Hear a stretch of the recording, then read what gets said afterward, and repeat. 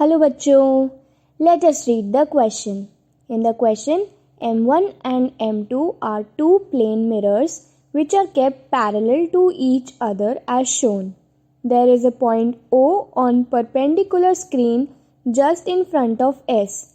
What should be the wavelength of light coming from monochromatic source S so that a maximum is formed at O due to interference of reflected light from both the mirrors?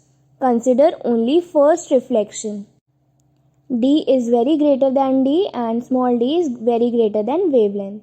So, the key concept जो इस question में use हुआ है वो है central maxima का.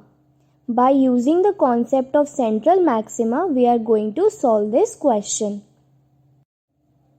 So let us see how we will do it. So basically this is the given diagram. अब यहाँ पे दो मिरर प्लेस्ड हैं और बीच में एक सोर्स है.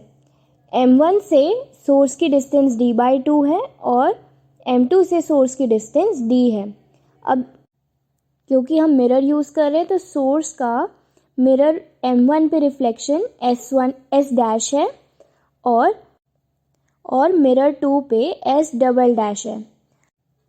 M2 से S" की डिस्टेंस d होगी और M1 से S' की डिस्टेंस d/2 होगी. नाउ जो सोर्स से लाइट एमिट हो रही है वो मिरर पे हिट करेगी, यानी कि वहाँ पे मिरर पे रिफ्लेक्शन होगा एंड आफ्टर रिफ्लेक्शन वो हिट करेगी पॉइंट O पे. सिमिलरली सोर्स का M2 मिरर से रिफ्लेक्शन होगा और वो भी O पॉइंट पे इंसिडेंट होगी. सो नाउ हम यहाँ पे जहाँ पे पॉइंट ऑफ इंसिडेंस है वहाँ से परपेंडिकुलर ड्रॉप करते हैं दोनों मिरर से M1 और M2. As we know angle of incidence is equal to angle of reflection. जो इंसिडेंस है वो रिफ्लेक्शन के बराबर होता है. So this is in both the cases, for M1 also and for M2 also. So let this point be P and let us name the point of incidence as N and Q. So ये हमारी geometrical study थी. Now we have to find the wavelength which is coming from the light source. सो अब हम देख लेते हैं कि हम इस क्वेश्चन को कैसे सॉल्व करते हैं. सो द पार्ट डिफरेंस जो यहाँ पे क्रिएट हुआ है वो कैसे निकालेंगे हम. पार्ट डिफरेंस क्या होगा, S of Q plus QO minus SN plus NO. ये हमारा पार्ट डिफरेंस है. सो ये एक राइट एंगल ट्राइंगल है SPQ और SQ उसका हाइपोटेनस है. तो हाइपोटेनस कैसे निकालते हैं, यहाँ पे हो जाएगा d² प्लस d/2 का होल स्क्वायर और QO की डिस्टेंस भी सेम है SQ के, इसलिए हमने यहाँ पे 2 से मल्टीप्लाई कर दिया. एंड सिमिलरली फॉर SN, अब SN की है d/2 का होल स्क्वायर प्लस d/2 का होल स्क्वायर और NO भी सेम है, सेम डिस्टेंस है SN की तरह, इसलिए हमने यहाँ पे 2 से मल्टीप्लाई कर दिया.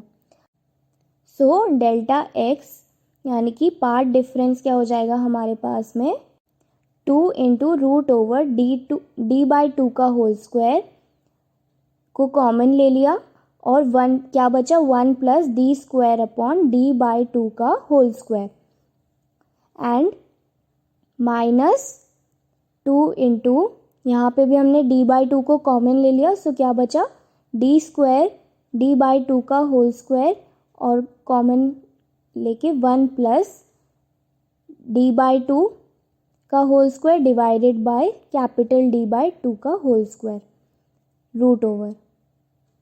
सो this is what we get and because we are getting a maxima at O, so part difference क्या हो जाएगा n लैम्डा. सो अब यहाँ पे d/2 हमने कॉमन लेके बाहर निकाल लिया.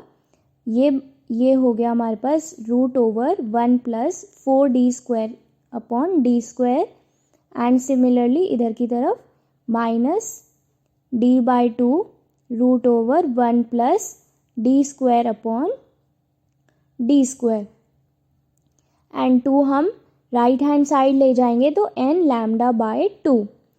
On further solving this, we will get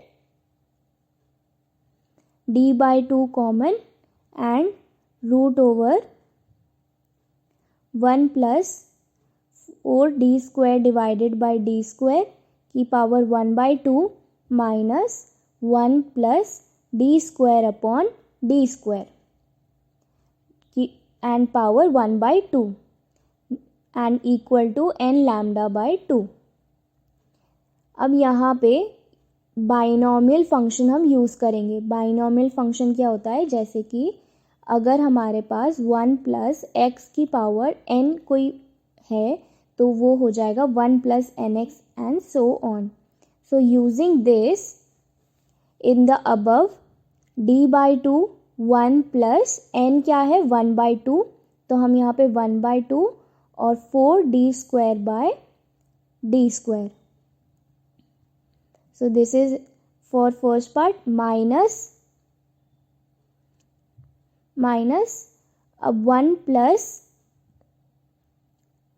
अब हम लगा देंगे यहाँ पे भी binomial 1 plus 1 by 2 d square by d square and so on. So this will be n lambda by 2. अब हमारे पास d बाई 2 ऑफ इनको सॉल्व करने पे क्या हो जाएगा 1 plus 2d square by d square minus plus and so on -1 minus 1 by 2 d square by d square and so on equal to n lambda by 2. अब इसको हम सॉल्व करेंगे तो d बाई 2 1 से 1 and we'll solve this as 2d square by d square minus 1 by 2 d square by d square, that will be equal to n lambda by 2. So it will be d by 2, we will get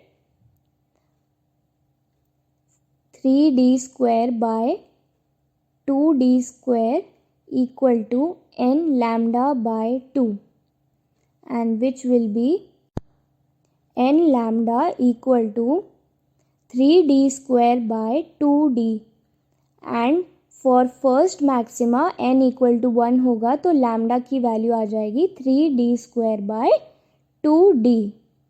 This will be our answer. So the final answer is 3d square by 2d, that is option number B. I hope you understood it well. Best of luck.